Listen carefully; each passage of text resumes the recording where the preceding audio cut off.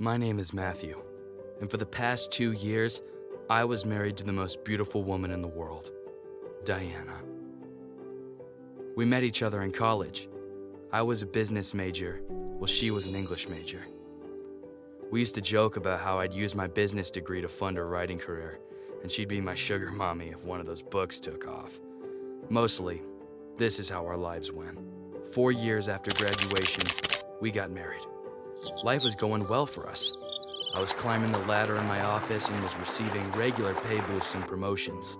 That was until everything went downhill.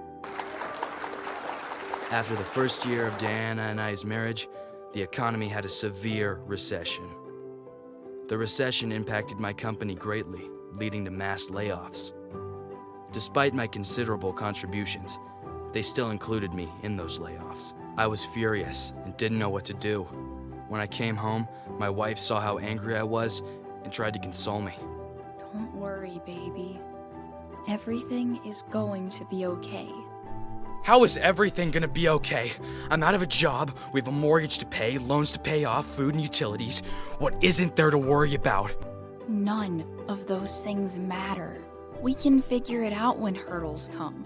You will find a new job, a new way to pay. What matters is that we have each other. I will always be here for you. Those words meant everything to me. They calmed me down and made me feel like everything would be good, but this was far from the case. We had to give up some luxuries, and Diana begrudgingly had to work too. This was not a reality either of us enjoyed, but a reality we both accepted. I worked long hours to support us and climb up the ranks, which was quite challenging. Despite my work, I noticed something was off at home. Diana seemed to grow more distant from me the longer she worked at her new job. She grew disinterested in conversation and seemed to be secretive towards me. After a little while, I could not take it any longer. I confronted her. Diana, what's been going on with you lately? You've grown so distant to me. Is everything okay? Are we okay? I do not know what I expected her to say, but I did not expect what she said. I don't know what to say to you, Matthew. I don't love you anymore. What do you mean you don't love me anymore? I mean, I don't love you. This life isn't what I expected. I never wanted to work a boring 9 to 5. I wanted to be an author. You promised me that life, and it has fallen apart. What do you mean? I gave you that life, but things happened. You said that no matter what, you would stick it through with me. But the second that you need to work, you don't love me anymore. It's not just that. There is another guy. After she said that, my mind went blank. Apparently, the man she was seeing was some wealthy CEO of a tech company. They supposedly met at the gym and instantly sparked a connection. Promised that if she ran off with him, then he would fund her lifestyle. This is exactly what happened. 2 weeks later, we filed for divorce. It was amicable, but did not sit right with me. I practically lost everything overnight, and by everything, I do not mean tangible things. I mean the really important things in life, family and love. Those were stripped away from me.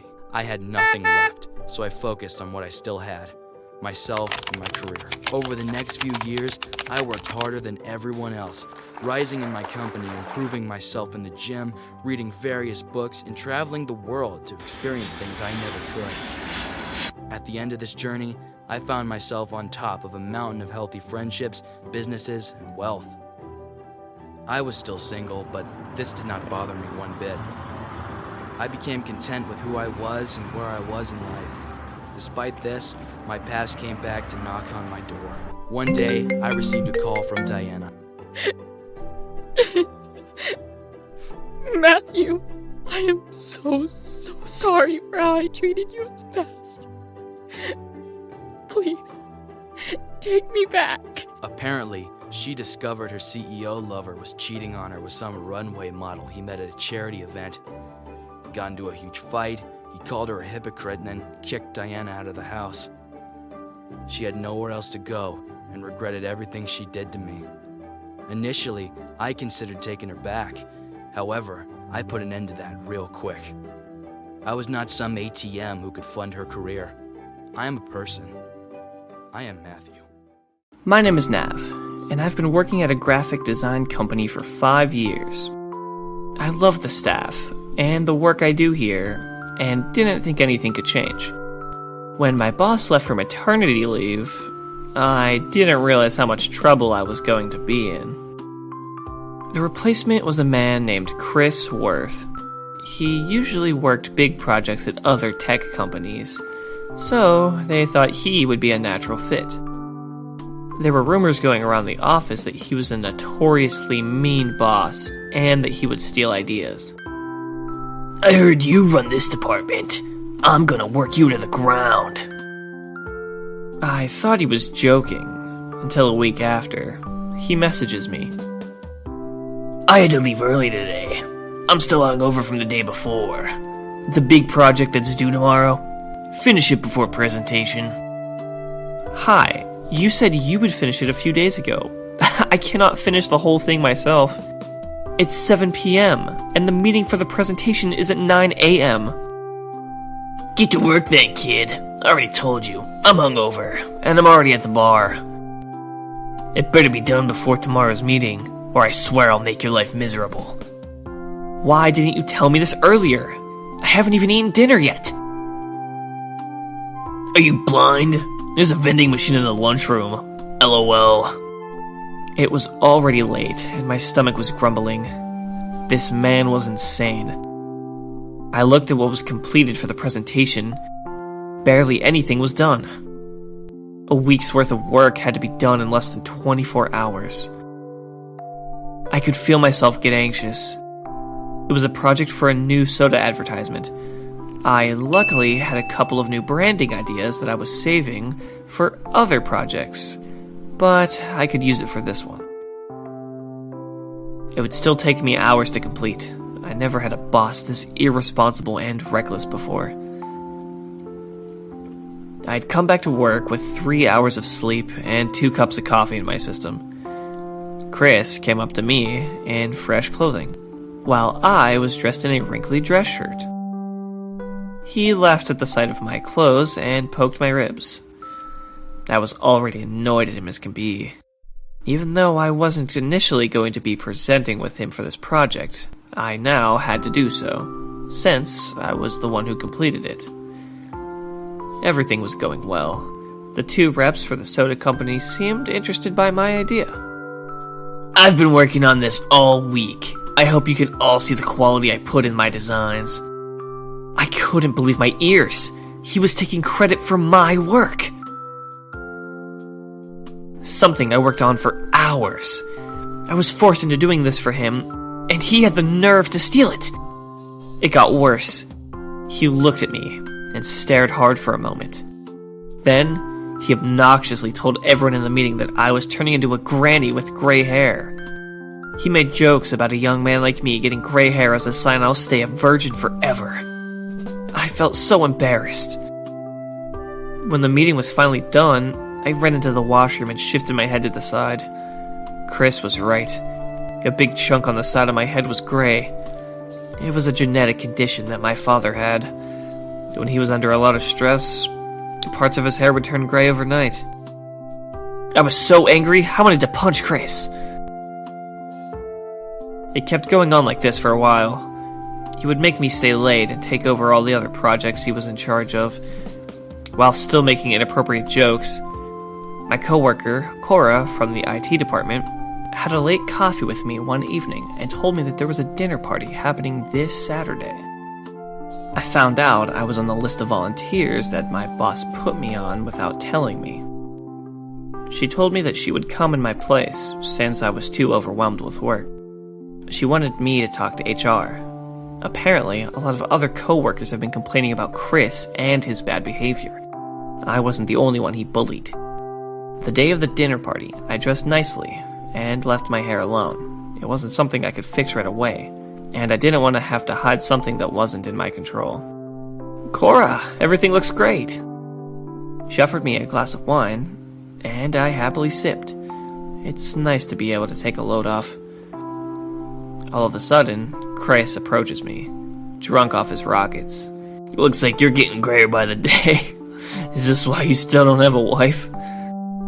Why do you think I have this gray hair? It's because you make me work like a dog. I've only been able to sleep a few hours a day because of you. It might have been the liquid courage, but I completely lost it at him. How dare he continue to tease me? He was a terrible boss, and I was getting more heated up. He drunkenly comes towards me. Chris trips over air and falls on his hands. Surprised, I look down to notice that his hair fell off. Not hair, a wig. On top of Chris's head is a hair full of gray hair. I had to control my laughter. I knew Chris was barely 30. It seems I'm not the only young grandpa here. If you're embarrassed about your hair, you shouldn't tease other people. He grabbed his wig and left in a rush. The people around me were giggling, and I finally smiled, feeling free. The next day, I got a call from HR. They wanted to schedule a meeting with me. They tell me that apparently the soda presentation I did a while back, one of the reps, uncomfortable with the verbal bullying that my boss was giving me, the rep also explained that most of the presentation was done by me, and it was odd that Chris took credit while saying so little. I decided to tell them everything, all the mistreatment, unpaid overtime, and stolen credit. I talked to them for a whole 2 hours. Chris was fired shortly after, and my whole department celebrated. My old boss, who was still on maternity leave, recommended me for her replacement. All my hard work paid off. I heard Chris moved to the countryside after having trouble finding a job in a similar field. When his girlfriend found out about what he did, she also left him. Old man, good luck finding a new job. Thanks for watching. Please like and subscribe. He grabbed my head and was laughing.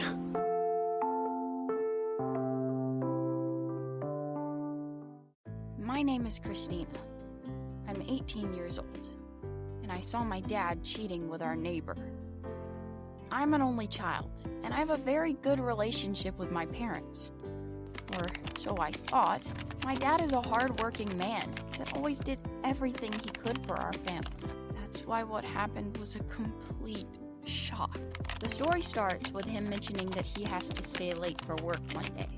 My mom and I didn't question anything, as it was not unusual for him to stay overtime at work. However, that's another thing that I started questioning after what happened. That night, my best friend Alyssa came to our house. We played games and watched movies. She's been my friend for many years, and was the only friend I ever liked hanging out with. After we got bored inside, Alyssa suggested we go for a walk. The street was empty and the lights were on, so the street looked amazing for a night walk.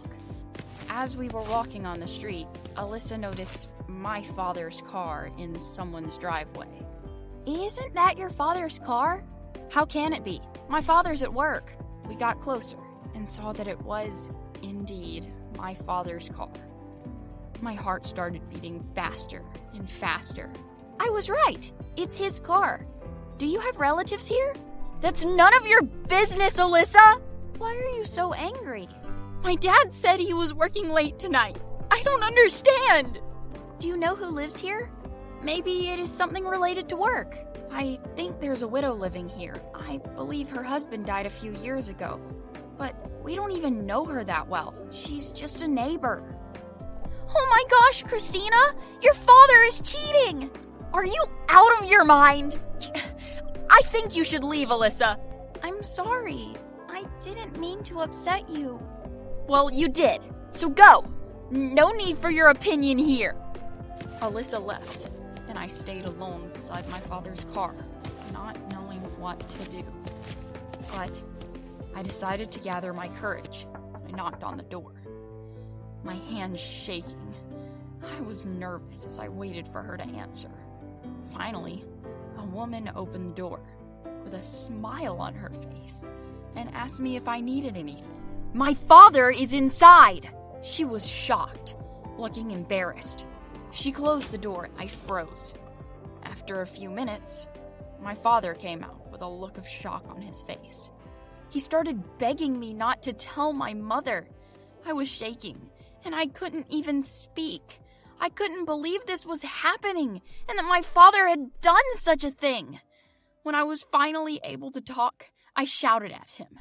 "How could you do this?" I ran home crying, confused and disappointed. I told my mother the whole thing as soon as I entered the house. I couldn't keep this a secret from her. She looked even more disappointed than I was. Soon after that, Dad came back home and started pleading for forgiveness as soon as he walked through the door. My mother didn't even want to listen to him. So he tried winning her forgiveness with a gift. He bought her a brand new car, begging again for forgiveness. I felt embarrassed for him and disgusted by him. My mother didn't forgive him. Instead, she filed for divorce, and I stood by her side the whole time. My father tried winning our forgiveness countless times, but it was not enough. What he did was disrespectful both to my mother and I, and neither of us was willing to forgive him. This is my story about finding out that my father was cheating with our neighbor. A story I would love to forget, but I don't think I'll ever be able to. Thanks for watching. Kindly subscribe to the channel. Hey friends, please like and subscribe for more amazing stories. My name's Madison, and this is the story of the time I snooped on my husband's computer and found a shocking discovery. I always thought Tim was the perfect husband. He was charming, caring, and funny. He was supportive when I decided to attend art school, despite it not being a very wealthy career path. I knew right away that he was the man of my dreams. I supported him too, during the growth of his career. I had a great relationship with his family and took care of him.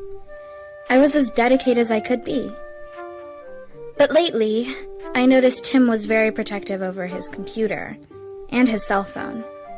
He wouldn't let me use them when I needed to. He would even hide them from me when he wasn't using them. Tim, can I use your laptop to print out a sketch idea? No, there is an anniversary surprise on there. I don't want you to spoil it. At first, I felt suspicious about Tim, because his sneakiness was becoming more obvious. But his explanation made sense, and the last thing I wanted to do was spoil a surprise he'd planned. One day, when Tim was on a golf trip with his friends for an early birthday celebration, my curiosity was getting the best of me. What had he planned? A tropical vacation? A romantic trip to Paris? He knew that was my dream. I searched our home for his laptop. It wasn't on his desk or in our bedroom, so I went to our guest bedroom and searched in the closet. Sure enough, the laptop was hidden in there. I was frustrated that he had put so much effort into hiding his laptop from me, but I was sure it would be worth the effort. I only wanted a hint about his anniversary surprise so I could plan. It took me several tries to guess his password. I almost even got locked out. But when I finally logged in and began my search, I started with his email and looked for confirmation of plane tickets or a hotel. There was nothing. Instead, there were a lot of work emails. Then, I found a string of emails from a woman named Lindsay. I began to cry as I read their words to each other. Lindsay said she missed him so much and couldn't wait to see him on the upcoming weekend. I immediately realized there was no golf trip. Tim was visiting his mistress and lying about it. And there was no anniversary surprise on his computer. He had just been trying to keep me away from his affair. I scrolled further into the emails and saw Tim telling Lindsay that he loved her and that she was the perfect woman. I still couldn't believe what I was reading. My husband was in love with another woman? Then, what I saw next made me fall to my knees in heartbreak. Attached to another set of emails were photos of Tim and Lindsay together. In every picture, they were either smiling or kissing. They looked like the perfect couple and were completely in love. He even had his wedding ring on in the photos. I couldn't stop crying at first. Tim truly didn't care about me anymore. I became angry and ready to seek revenge on him for his cheating and lying.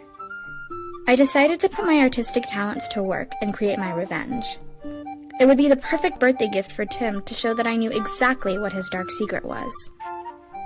I began to paint a portrait of Tim and his mistress, despite how difficult it was to look at the pictures.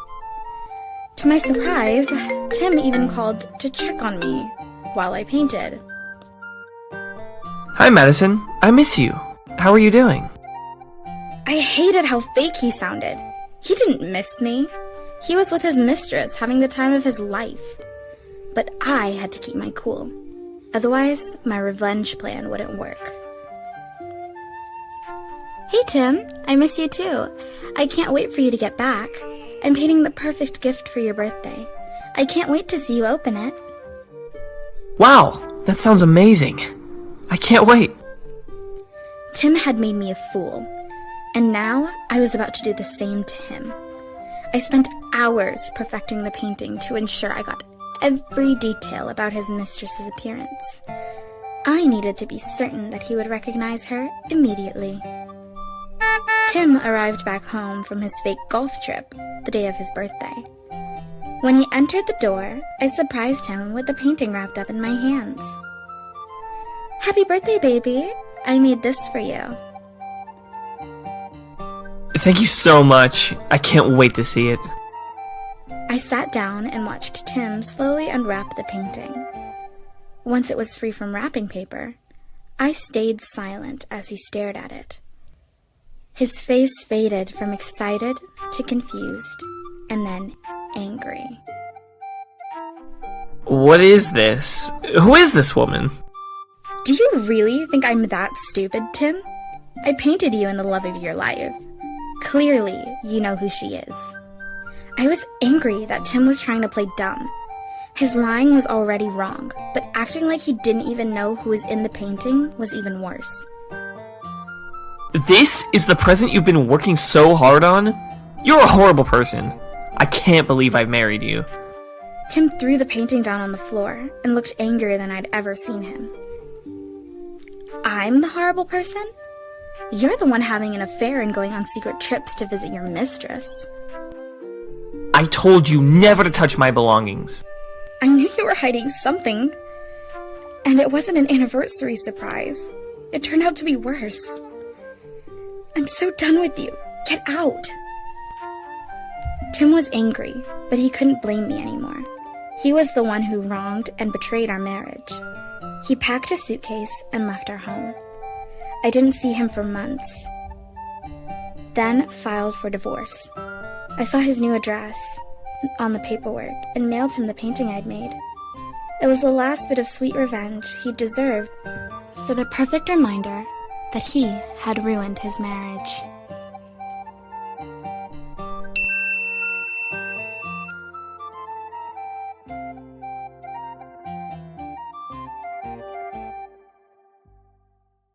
My name is Kathy, and I'm 22 years old, working at a law firm. I have always had a boring appearance. I'm not exciting, just plain and ordinary. Unlike my younger twin sister, Izzy, who was a shining bright star. Being fraternal twins meant that we shared everything, just not our looks. Izzy was loud and confident, while I was reserved and chill. It was hard to get along with each other because of that.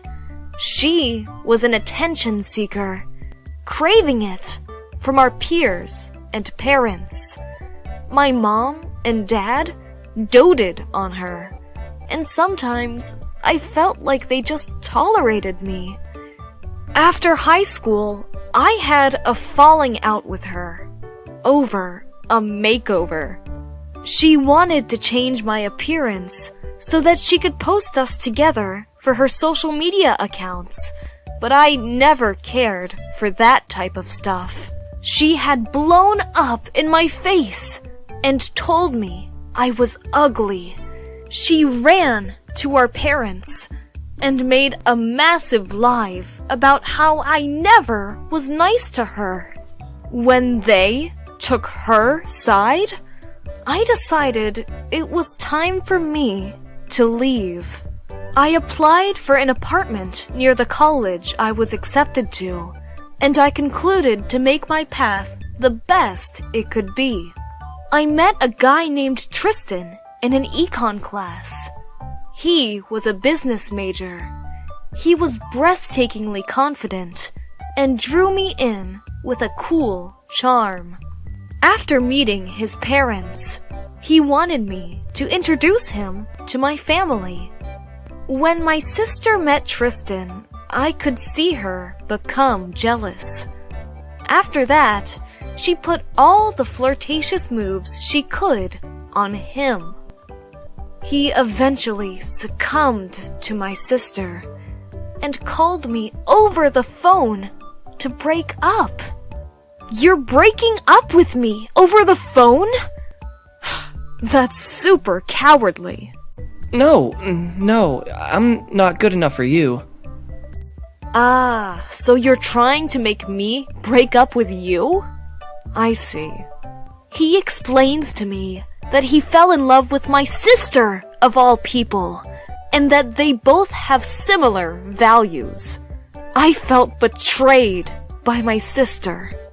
Even if we weren't on speaking terms, I didn't expect her to break the sister code without a bat of an eye. The only reason why I wasn't too upset was because I found out something super weird about him and was planning on breaking up with him myself. A few years later, I get an invite to my sister's wedding via email. As soon as I received the email, she called. She asked me to RSVP no. The only reason she invited me was because Mom told her she had to. Izzy wanted me to tell Mom that I couldn't make it because of work, so she wouldn't have Mom put too much stress on her before the wedding. I asked her why.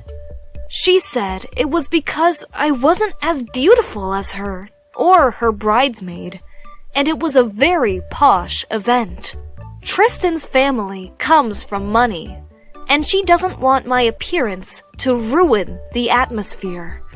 I sometimes think that my sister and I are so different that there must have been a switch at the hospital when we were born. I agree, because I definitely think it's in bad taste to go to your ex's wedding, and especially if it includes your younger sister as well. I decline the invitation. I focus on work and get multiple angry calls from my mother.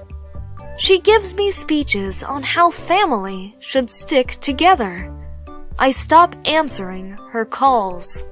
After the wedding and honeymoon, Izzy calls me and says some interesting stuff. She tells me that the reason why I couldn't work out with Tristan was because I was not the chosen one. That only the strong can be chosen, and that I was weak. My poor older sister. You will never be able to understand true love, and that is okay, because I will experience it for the both of us. This bounding string of fate. First off, I love the whole fate speech. I also, by the way, have a boyfriend right now. Are you on drugs? Do you need an intervention? You're talking a little insane right now. Bye-bye, my sad old hermit of a sister. Don't be jealous forever. I was telling my current boyfriend, Abel, about my sister and the strange phone call. We met at an art show. He's an ancient artifact researcher, and he had a brilliant mind. He thinks it sounds like she's been taking drugs, too. I tell Abel a curveball. Well, I'm pretty sure Tristan's in a cult. Abel doesn't take me seriously until he sees my face. I know. How can Tristan be in a cult? Also, why did I never tell Izzy?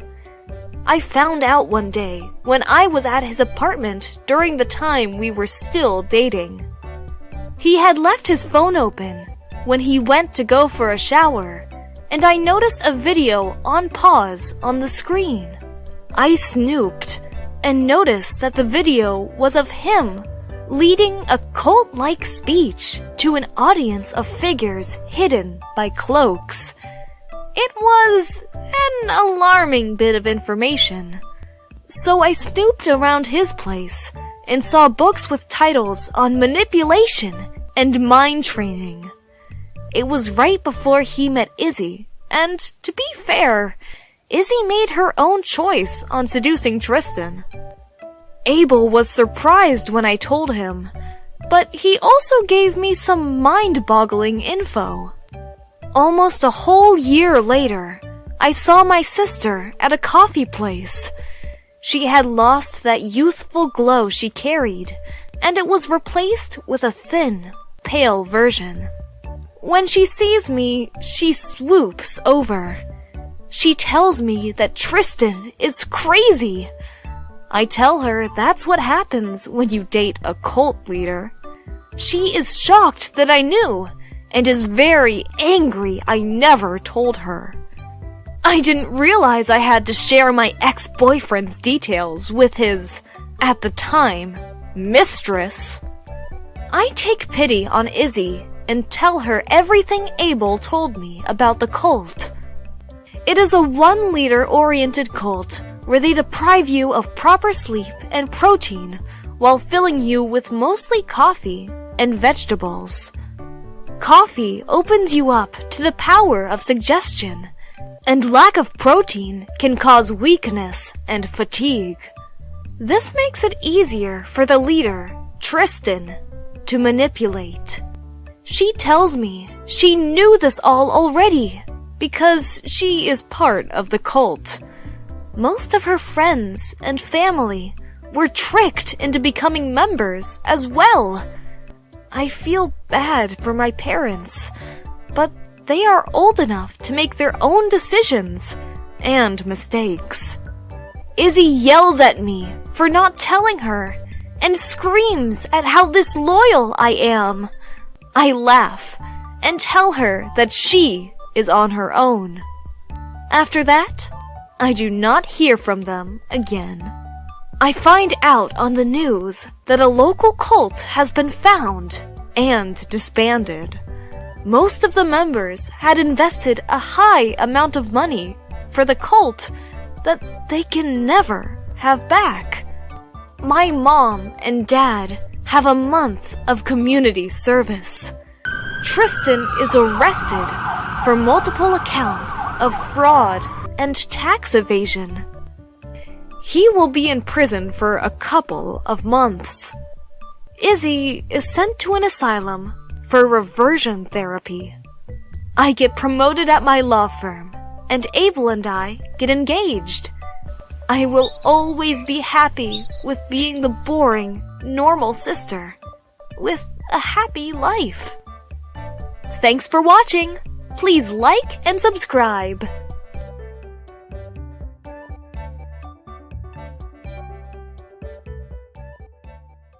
Hey friends! Please like and subscribe for more amazing videos!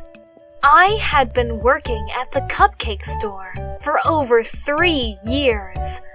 I always showed up to work on time, and I also worked more hours than all of the other employees. In many ways, I was an ideal employee. But unfortunately for me, my boss, Peggy, was jealous of me. She always tried to ridicule me for seemingly no reason.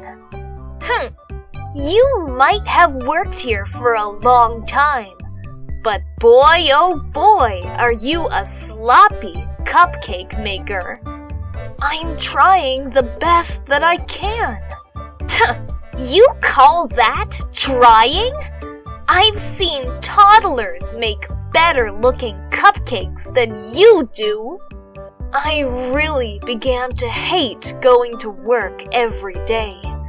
I really wanted to quit, but unfortunately for me, I needed the money to pay for my college classes I was taking.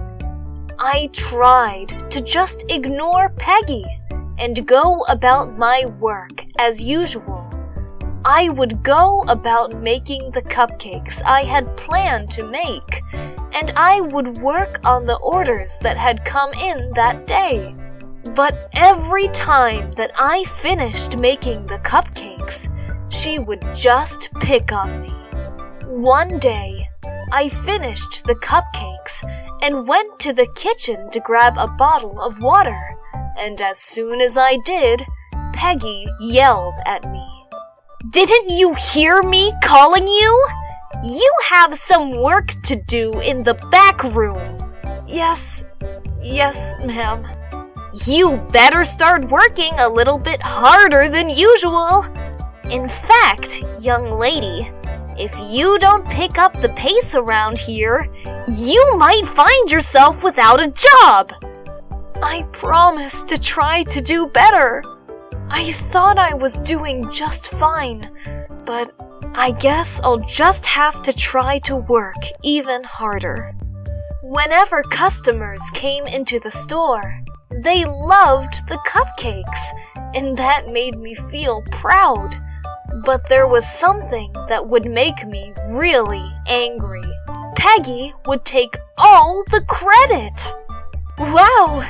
These are the best cupcakes I've ever had in my life. Why, thank you. I'm glad you enjoy them. I make them myself, you know. The cupcake store was doing really well, but I was getting less and less happy working there. It started to affect other areas of my life, including my sleep. My best friend, Sarah, even noticed that I was acting different. She told me I don't seem to be as fun-loving and outgoing as I used to be, and that I always seemed stressed and like I needed more rest. I told her what I tell everyone, though, that I needed the job. The next weekend, I showed up to work late for the first time ever. Well, look who decided to show up late to work yet again. You're always late, Emily. I'm not even really sure why we let you work here anyway. That was the last straw for me. I had bit my lip and turned the other cheek for far too long now. I had to learn how to stand up for myself. Excuse me, Peggy, but you cannot continue to talk to me that way. I've been working here for over 3 years now, and I have never been late or even called in sick. I think I deserve some more respect than that. I'm also the one that makes and decorates all of the cupcakes here. So why do I get absolutely zero credit for the work that I do? If you don't start treating me better, I might end up working at a different cupcake store in the near future. Oh yeah? Well, if you leave, then I won't have to deal with your attitude anymore. You are a lazy, slovenly cupcake maker, and I am tired of dealing with you. If you want to fire me, then fine, but I will not tolerate being spoken to like that any longer. Fine, I'll give you a warning this time. But if it happens again, you will be fired.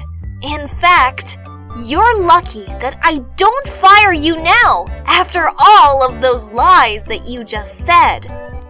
Up until that moment, I never really stood up for myself. I was tired of being treated like crap, and I finally felt powerful. I couldn't let Peggy continue to talk to me that way. Actually, on second thought, I don't want to work for you anymore, Peggy. In fact, I don't think anyone really wants to work for you. You are a mean, sad jerk. So I think I should just quit right now. What? Are you serious? You can't quit. You need the money. No, I don't. I'll find another job. But even if I don't, I would rather be someone with no money than be someone that has to deal with you every day. I took off my apron and balled it up in my hands. I threw it on the floor in front of Peggy's feet. I quit, I told her. I got in my car and began to cry. I didn't know if I would ever find another job again after what I had just done. I was too upset to drive straight home after work, so I just drove around town to cool down and give myself some time to think. As I was driving, I saw a sign outside of a bakery that had the words "Now Hiring" written on it. I parked my car and walked inside. It was a new bakery that had just opened, and they were looking for some polite and hard-working people to work there. I asked the kind old lady at the front if I could speak to a manager so I could apply for a job. "Oh dear, I am the owner. I recognize you from the cupcake store down the street. You know, I always thought you were the best darned thing about that little shop.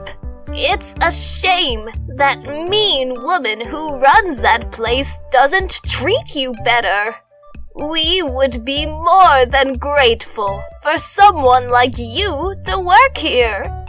I thanked the lady, and soon after, she offered me a job. The work was fun, and the pay was nearly twice as much as it was working for Peggy. As for Peggy, it turned out that no one wanted to work for someone as mean as her. Because she had no employees, she really struggled to keep up with the demands of running a cupcake shop. She lost her business license because she couldn't keep the store clean. When inspectors showed up, they declared that the shop wasn't clean enough to serve food, and the business was forced to close. Peggy was forced to file for bankruptcy. The last time I saw her, she was putting together items outside to have a garage sale because she could no longer afford her home and expensive belongings. The bakery that I work for now is doing great. The employees are all nice to me, and I actually feel like they appreciate all the hard work I do. I guess sometimes being nice pays off. Thanks for watching. Please like and subscribe.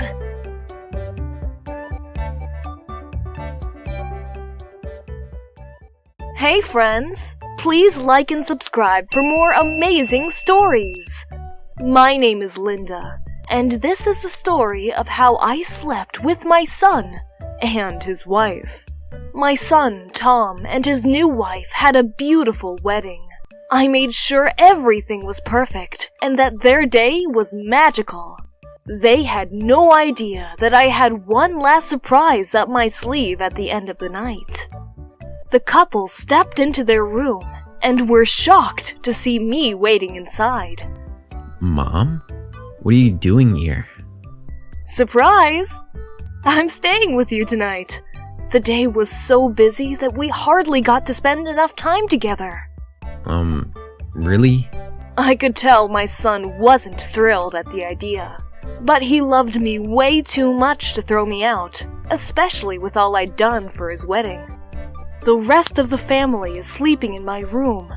Where am I supposed to go if you kick me out? I'd never kick you out, Mom. You can stay here with us. My plan worked.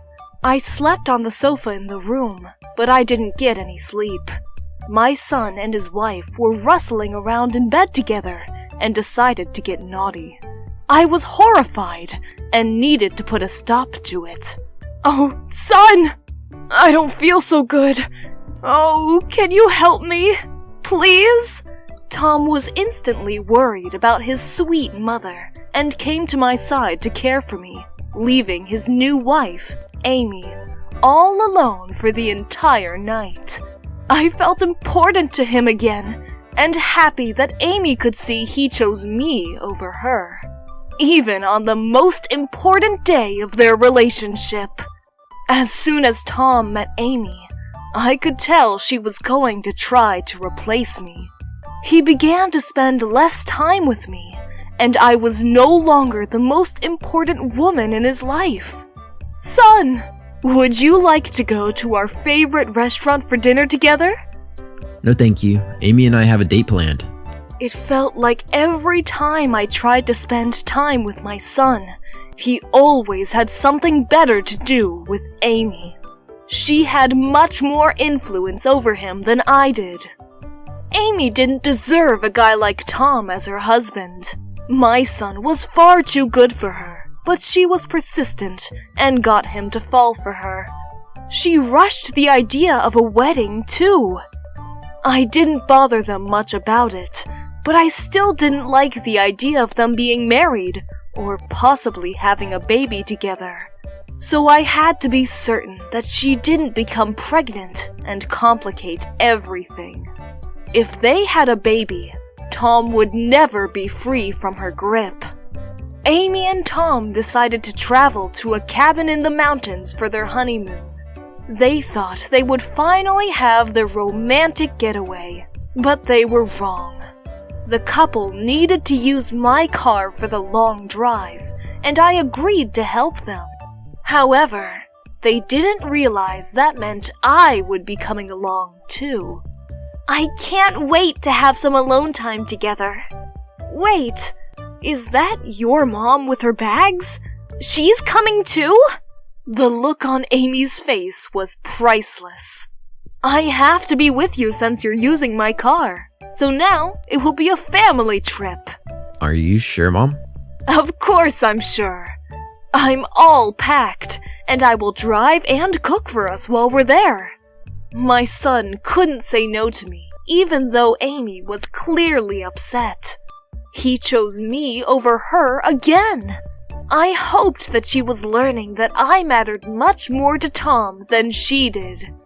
Amy was not the type of woman that he deserved. She never cared for him the way I always did. She loved to lay in bed all day while Tom worked hard. She never cooked for him, or washed his clothes, or even surprised him. But then, Amy took me by surprise. Since you are ready to go, why don't you enjoy the cabin alone and relax in nature? You've been so busy helping us lately. You deserve some time to yourself. I couldn't believe she suggested such a thing. I couldn't argue with her, but I knew she wasn't genuine. All she cared about was being alone with Tom, not about me relaxing. I overheard her on the phone booking a hotel for them to stay in for their honeymoon, so I had to act fast. I was waiting for the perfect time to give Tom my next little surprise. Son, don't forget your vitamins. I just bought you a new bottle. Make sure you take them every day. I was lying to my son, but it was for his own good. I replaced all of the vitamins in the bottle with pills that were supposed to reduce his libido. If they worked, he wouldn't want anything to do with Amy. You think of everything, Linda. He took the vitamins with him and left with Amy. I was still upset, but hoped the pills would fix everything while we were apart. I saw Amy and Tom not long after their honeymoon. I was sure that their intimacy was ruined because of the pills. I even expected Tom to tell me that their marriage wasn't working out. I could be there for him and give him the final push to divorce Amy. Then, I would finally have my son all to myself. But I was completely wrong. As soon as they came over, they looked happy and said they had a surprise. I'm pregnant! We're having a baby! You're gonna be a grandmother. I couldn't believe what they were telling me. It was the opposite of what I'd expected. How did this happen? When? What about the pills? I solved that problem. I had no idea, but Amy found the receipt for the pills and figured out I switched them with Tom's vitamins. I knew exactly what you did. I threw the pills away before he took any of them. How did you know about the pills? Why didn't you tell me sooner? I just wanted to pretend it didn't happen. I didn't want you and your mother to get into an argument over it. I saw Amy in a new light. She was much more involved than I thought she was. She was working very hard not to turn my son against me. Well, none of that matters anymore. I made a mistake and took it too far. But it was only because I love you so much, Tom. Let's forget this ever happened. Give me a hug. Tom was upset and refused to even give me a hug. I cannot believe that you would do something like that to us. You need to stay out of our lives. My son was livid and made it clear he didn't want me around. Maybe we can talk again one day, when you change your ways. But until then, leave us alone. Tom made it clear that he wasn't my property, and that it was his choice if he wanted me in his life or not. It was hard for me to understand. He was my baby, and I loved him more than anything else in the world. I couldn't imagine my life without him. It's important to show your love, but forcing your loved ones to stay close will eventually push them away. Thank you for watching. Please like and subscribe.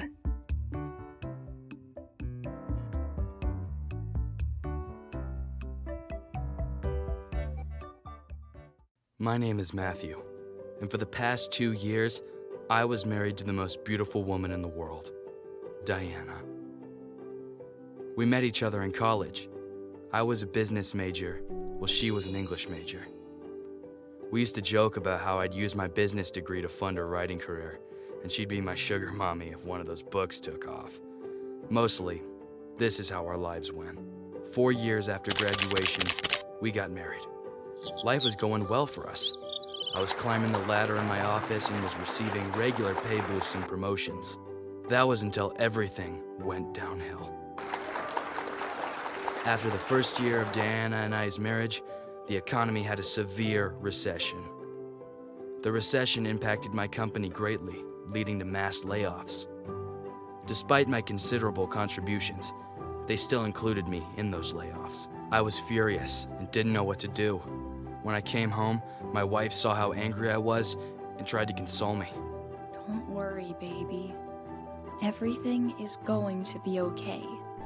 How is everything gonna be okay? I'm out of a job, we have a mortgage to pay, loans to pay off, food and utilities. What isn't there to worry about? None of those things matter. We can figure it out when hurdles come. You will find a new job, a new way to pay. What matters is that we have each other. I will always be here for you. Those words meant everything to me. They calmed me down and made me feel like everything would be good, but this was far from the case. We had to give up some luxuries, and Diana begrudgingly had to work too.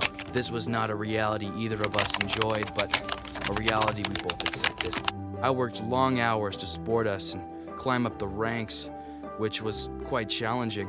Despite my work, I noticed something was off at home. Diana seemed to grow more distant from me the longer she worked at her new job. She grew disinterested in conversation and seemed to be secretive towards me. After a little while, I could not take it any longer. I confronted her. Diana, what's been going on with you lately? You've grown so distant to me. Is everything okay? Are we okay? I do not know what I expected her to say, but I did not expect what she said. I don't know what to say to you, Matthew. I don't love you anymore. What do you mean you don't love me anymore? I mean, I don't love you. This life isn't what I expected. I never wanted to work a boring 9 to 5. I wanted to be an author. You promised me that life, and it has fallen apart. What do you mean? I gave you that life, but things happened. You said that no matter what, you would stick it through with me. But the second that you need to work, you don't love me anymore. It's not just that.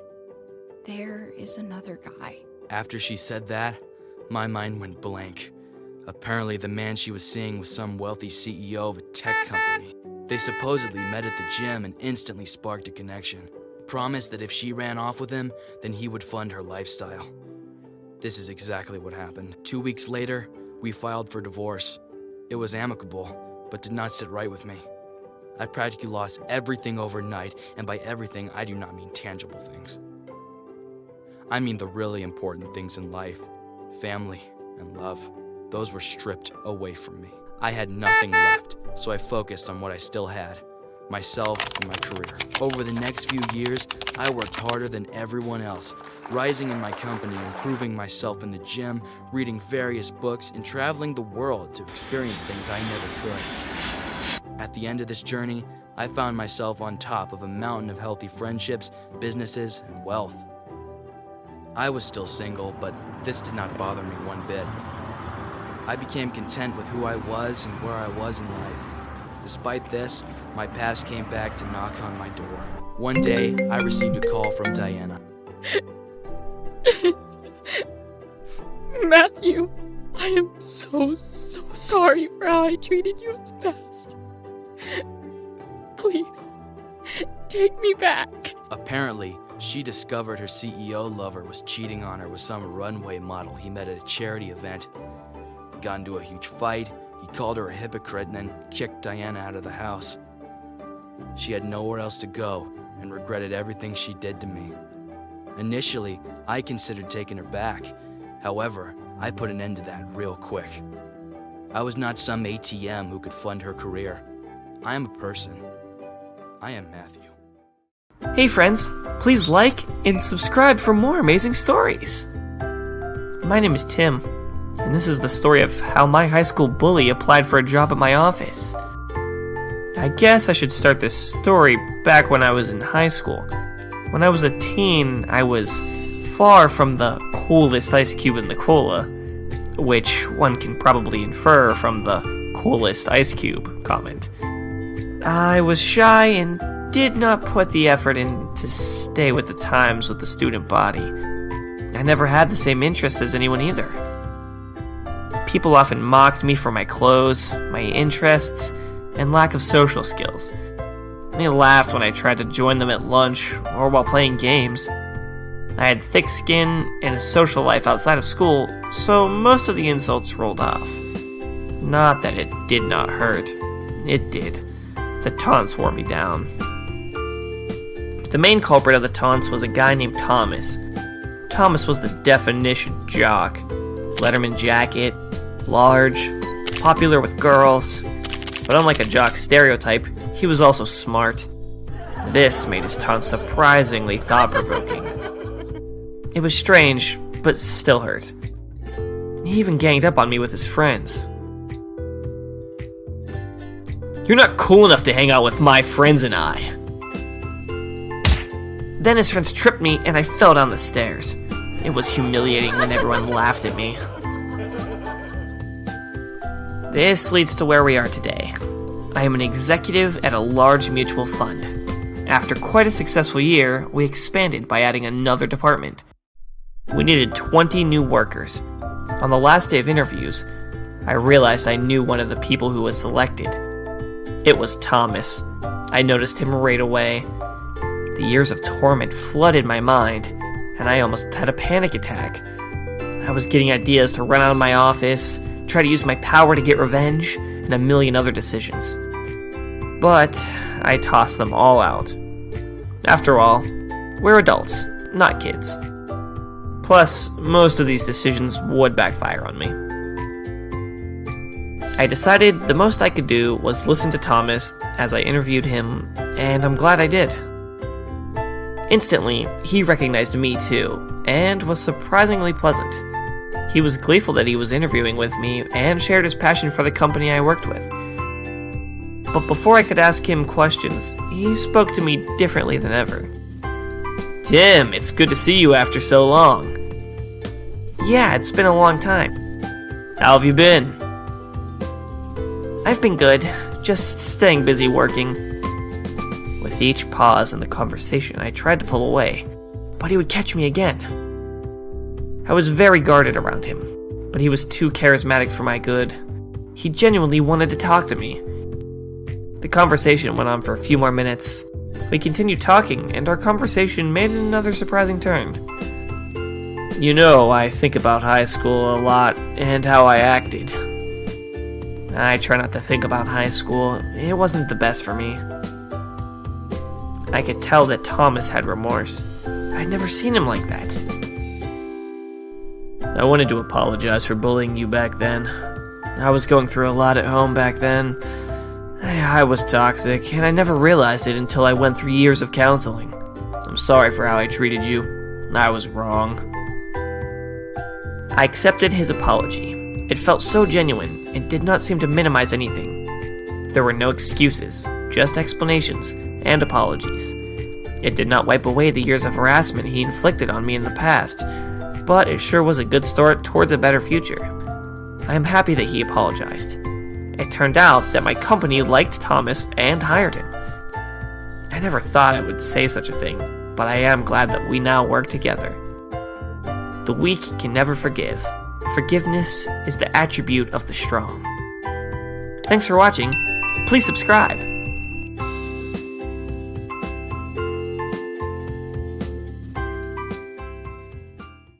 My name is Claire, and my mother-in-law hates me.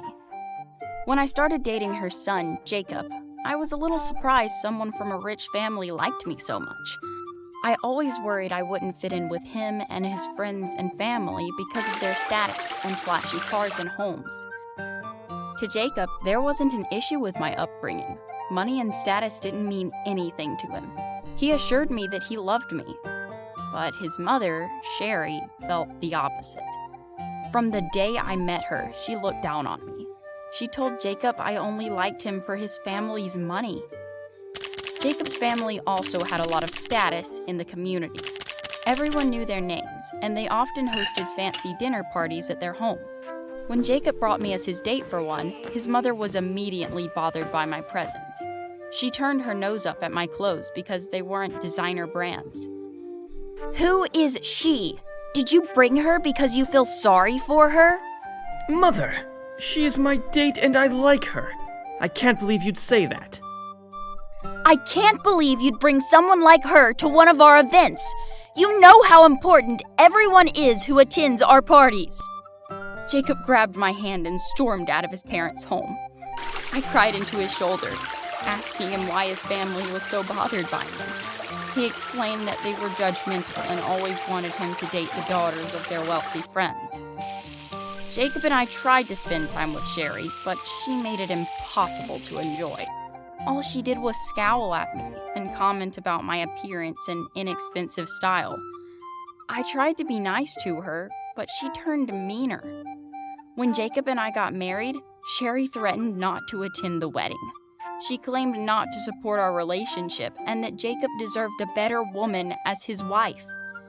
Her comments made Jacob and I's relationship much harder.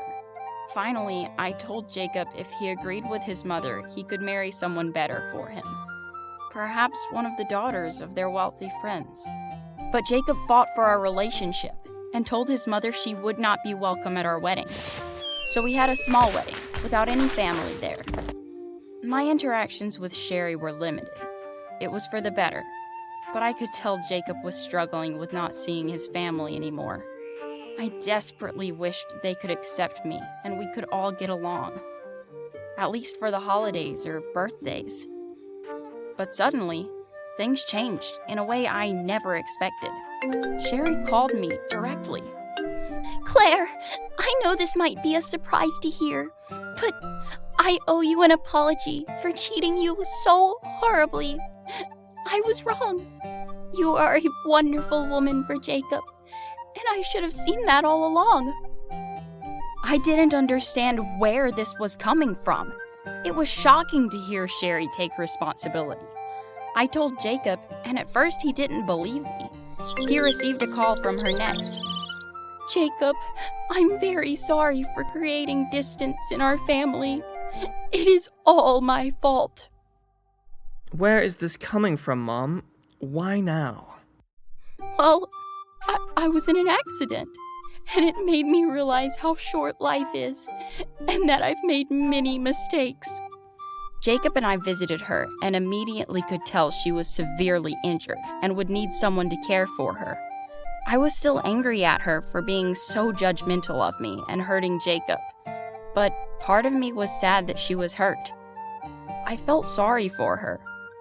What she told me afterward shocked me even more. She grasped my hand as she lay in the hospital bed. She touched my wedding ring and looked up at me.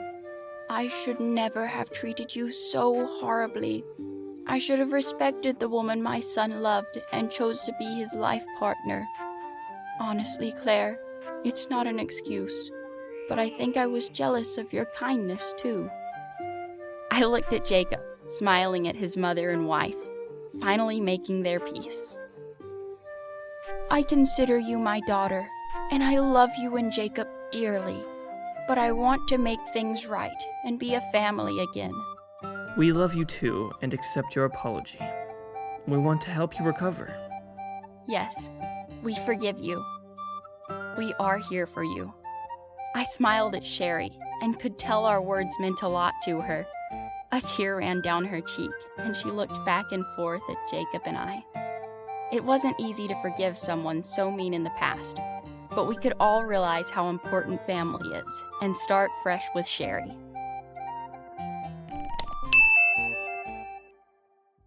It was a warm Saturday, and I knew it was going to be busy at the Tiger's Den, one of the clubs I owned downtown in Las Vegas. The manager I employed, Danny, said it was going to be a big night since he booked multiple birthday booths and had gotten Ice Money, a local famous DJ, to come work for us tonight. I wanted to make sure everything was going smoothly, so I decided to pop in tonight. I had skipped the line like I always do and went straight to the VIP entrance. When somebody's hand reached out to stop me, I looked at the face of the offender and saw someone who looked very familiar. He was wearing the bouncer uniform that I had designed, but he was definitely not one of my hires. Where do you think you're going? His voice was so familiar and sent a flash of annoyance in me for some reason. Who are you? The bouncers around him were the ones I've hired. Jason, Millie, and Enrique looked alarmed and was about to step in, but I raised a hand to halt them. Who are you to ask me that? Where's your ID? You're trying to sneak in? What a loser. Even though I was angry, I tried calmly to take a breath as I inspected him. He was a buff man, with shaggy, long black hair. He was tall, but I was taller. His eyes were an angry brown, the same angry brown from all those years ago. He may not recognize me, but I remember who he was. It all started in the 9th grade. Everything was so exciting. The bright colored lockers, pretty girls.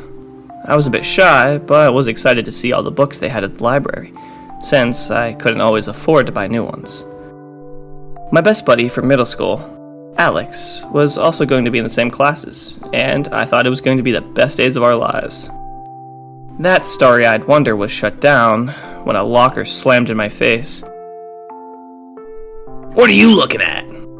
This big kid with bigger hands grabbed my bag off my shoulders and pushed me down hard. I couldn't believe this was happening. This was something that happened in books and TV shows, but not in my life. Look at all this stuff. I bet you're a big nerd.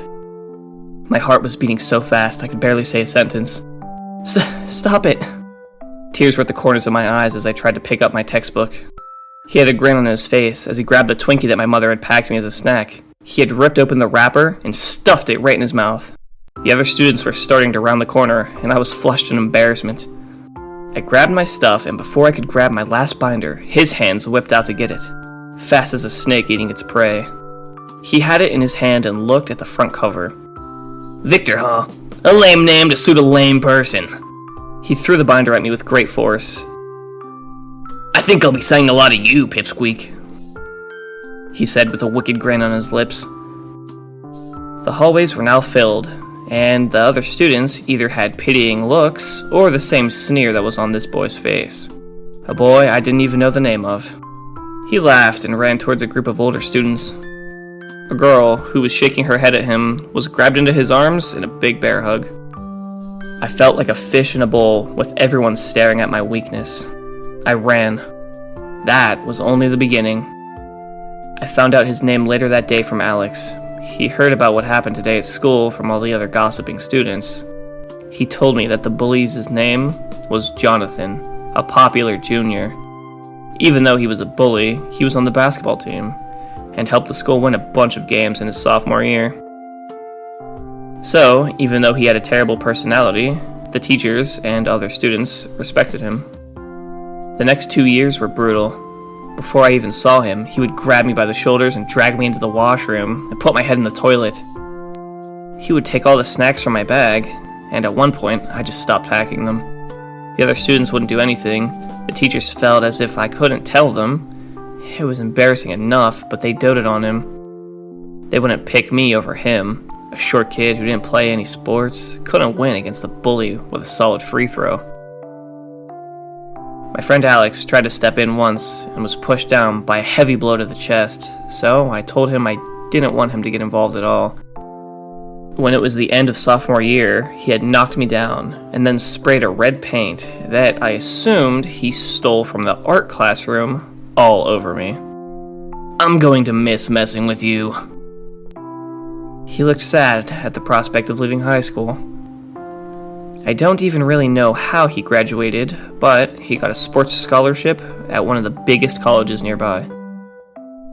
A loser like you should always be beneath me. A grin reaching up to those angry, angry eyes. I tried to avoid those eyes every time he would bully me. But today, feeling free at the prospect of never seeing him again, I tipped my head up.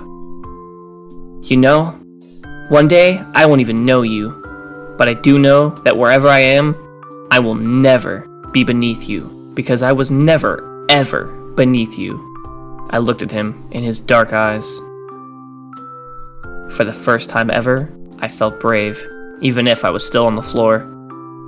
I was rewarded with a spit to the face. He grabbed me by the collar and yanked me up. Big talk for someone who can only ever be pushed around. People cannot change who they are. You will always be a lame nerd who can't even get a girl.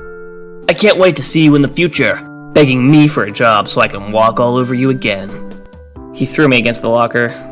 Those were the last words I have heard from him since. I started junior year and had a fresh start. Alex and I made friends with the art club members and eventually joined. I entered a creative writing class and started working on a novel.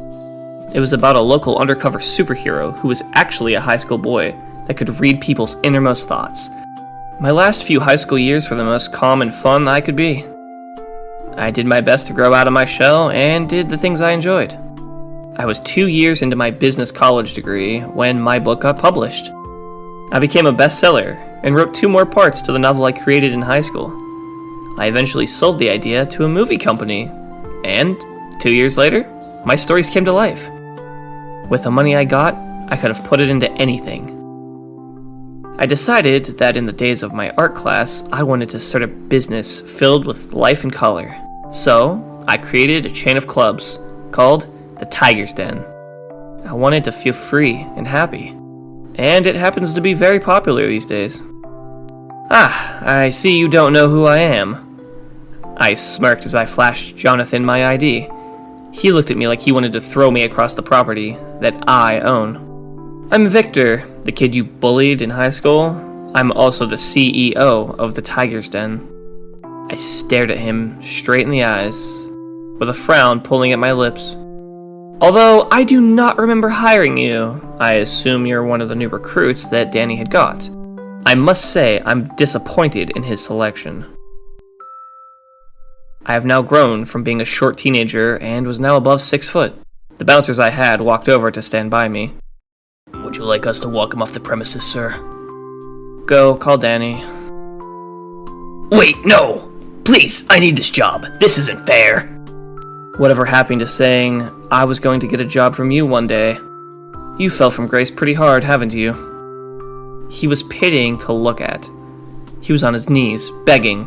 Oh, boss, I'm so sorry. I got a recap of what was happening. I didn't know who he was. Danny had come running and was out of breath. Please, I can't get another job anywhere else. I've been out of jail and no one wants me. I hit my ex-girlfriend one time and they put me in the slammer. The color of Danny's face at Jonathan's words. That was definitely not in his resume. You know, Jonathan, it took me some time to break out of my shell and become a person that was not the terrible words you used to call me. You told me I would always stay a loser, and I became a successful businessman. You, on the other hand, stayed a bully. I do not employ bullies. You are now fired and will not be able to work for any of my businesses. I will have the others walk you off the premises. I will also be letting all my contacts in the business know of your past, in case you try to lie your way into their establishments. I nodded at the guys waiting to take him. This can't be happening! I should be you! I shook my head. Later, when I called my old school friend, Alex, he told me all the news he heard about Jonathan. His basketball scholarship had gotten revoked when he bullied some other college students. They had a strict no bullying rule, and he was told that he could not come back to their school. He started drinking to cope, and it made his bad personality even worse. His ex-girlfriend from high school filed for domestic violence as well as assault and battery. She won, and he was sent to jail for 5 years. It made me think that all people can change, but a bully will always be a bully. I felt my breath leave me in a gasp.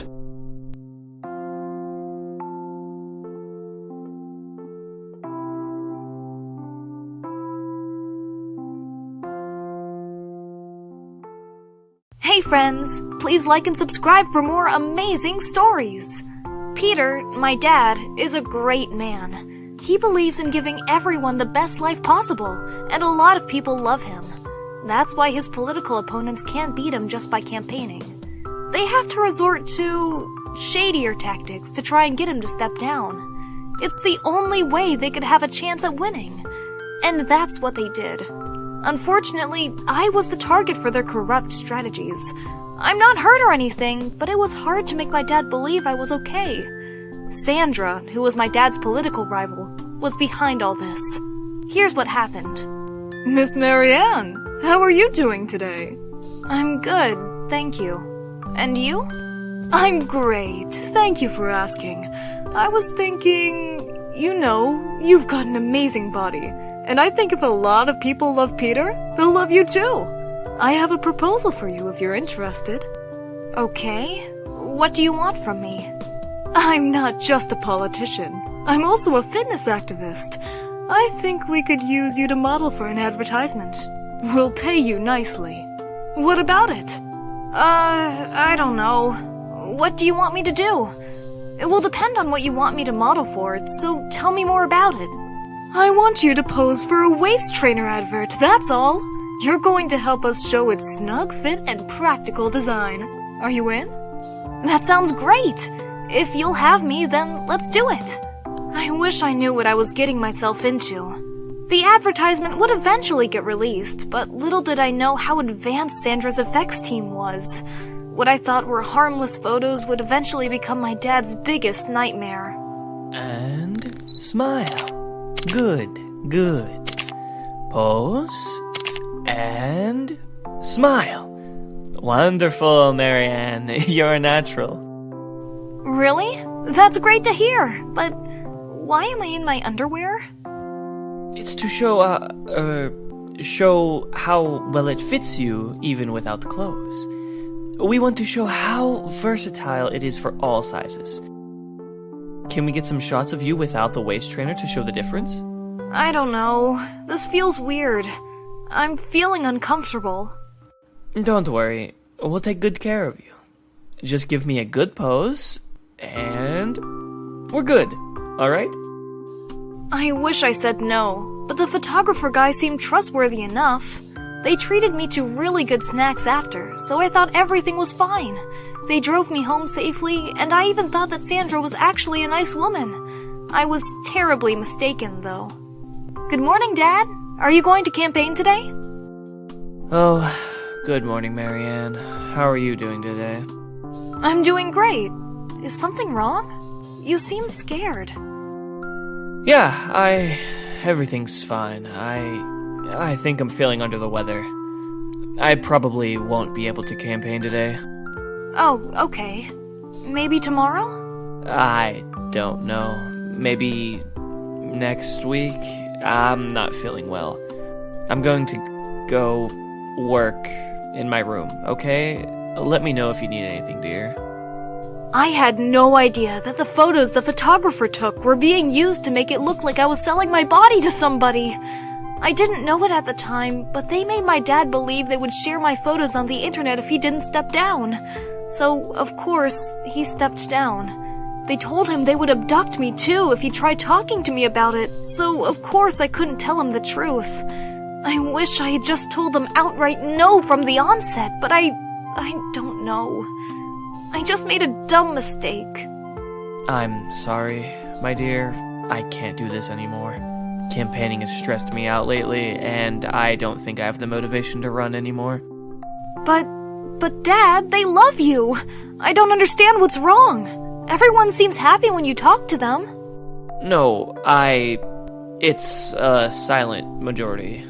I'm sorry, Marianne. I know you wanted to see me at the top, but I have to rest. I'll talk to you when I wake up. Of course he had to lie to me. There wasn't a silent majority that hated him. He was scared that my photos would ruin our family's reputation. It didn't have to end like this. I should have said something. I really should have. But I didn't know what was wrong, and because of that little mistake, my dad lost his chance. Sandra won the election because she was the only candidate, and my dad spent his days depressed in his room. If only I knew better, I could have prevented this. A few months after Sandra was elected, my dad breathed easy. That's when, and I'm happy to say this, the things came back in our favor. I think they're off my tail now. Whew. Marianne, how did they get those photos of you? Huh? What photos? Wait, you can't mean... Yes, the photos of you in your underwear. How did they get those? Oh, is that why you stopped campaigning? I can't believe them! My dad and I had a heated conversation about how I modeled for Sandra. I even had a recording of the advertisement they released saved on my phone. Thanks to that, along with some other evidence we looked around for, we informed the cops so they could start an investigation. Eventually, Sandra's team was exposed for blackmailing my dad, and she was arrested. My dad eventually replaced Sandra's position. Now, we're living happily, knowing that things will be better once more. Thanks for watching. Please like, share, and subscribe.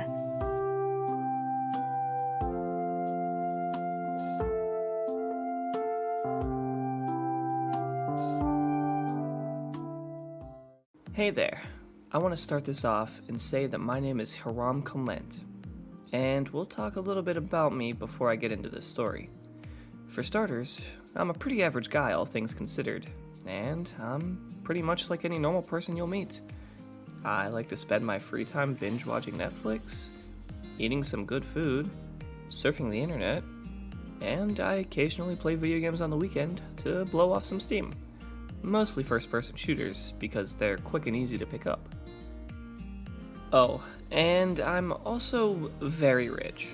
Now, I don't let this get to me because my parents taught me early on that money was a resource, not a given. Thus, I've learned to save my money when I can, even if I'm pretty wealthy on a personal basis.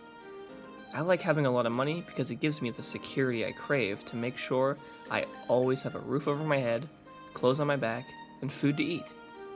Plus, with my personal wealth, I started my own business, which is going super well and helped me make even more money. One thing I absolutely positively love though? Cars. I love vehicles of all kinds. I've always been a car junkie, even when I was a kid.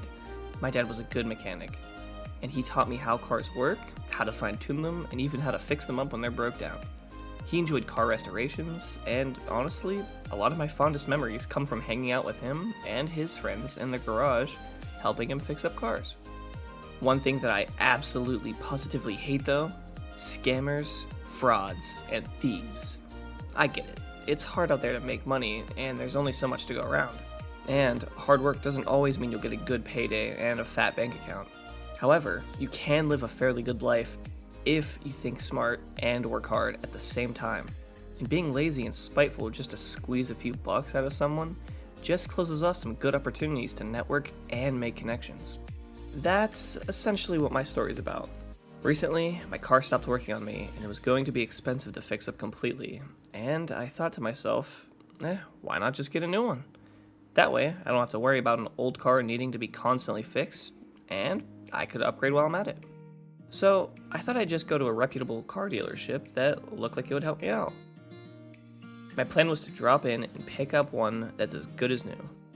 In fact, the receptionist on the phone was very helpful, and I explained in perfect detail what I was looking for, and left other relevant information that they could look at before I got there so they'd know what I need.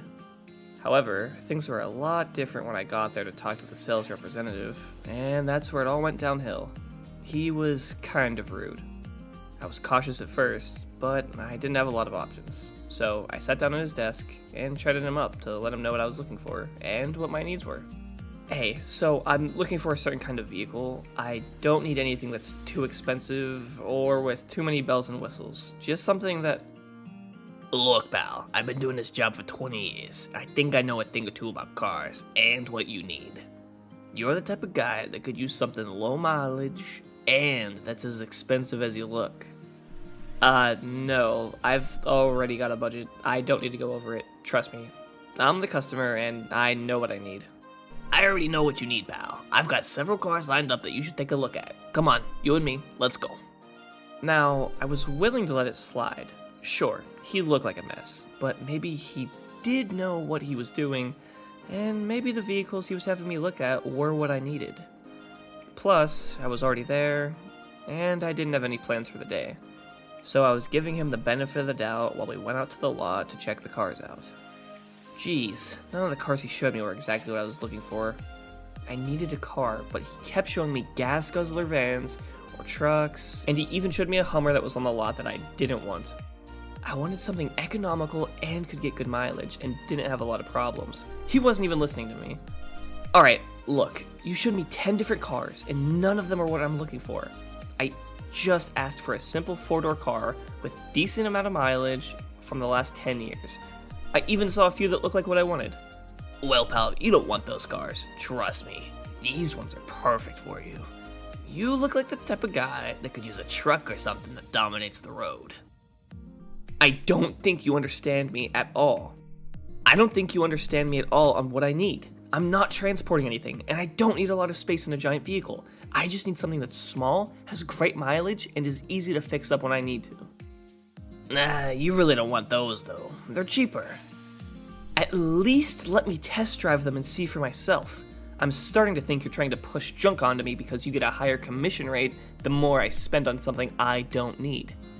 Look, we both know you can afford it. Just help a guy out, okay? You can turn it in later, and I get paid. That's not how this works! I didn't get rich just by buying everything that I was told to buy.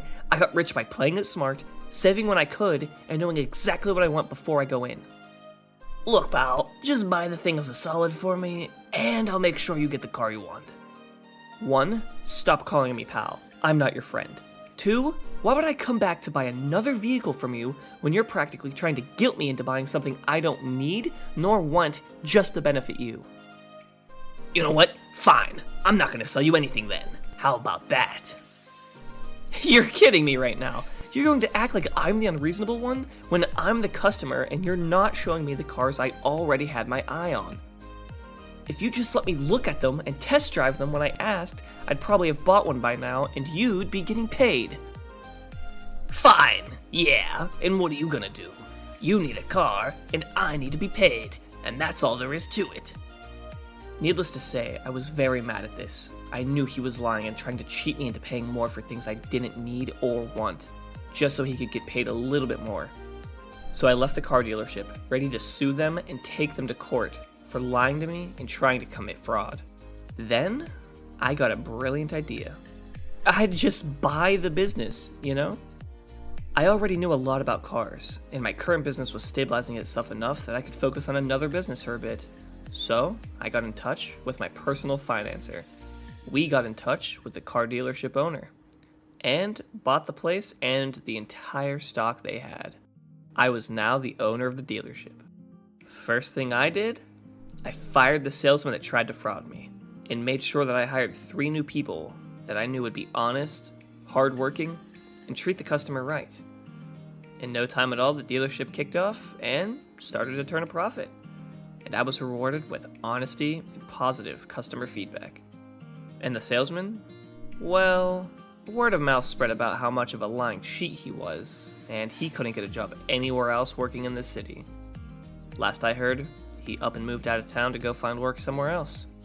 Let that be a lesson to you. Let that be a lesson to you. Don't cheat or lie to someone who knows he's being cheated or lied to, because it just might come back to bite you in the butt. The end.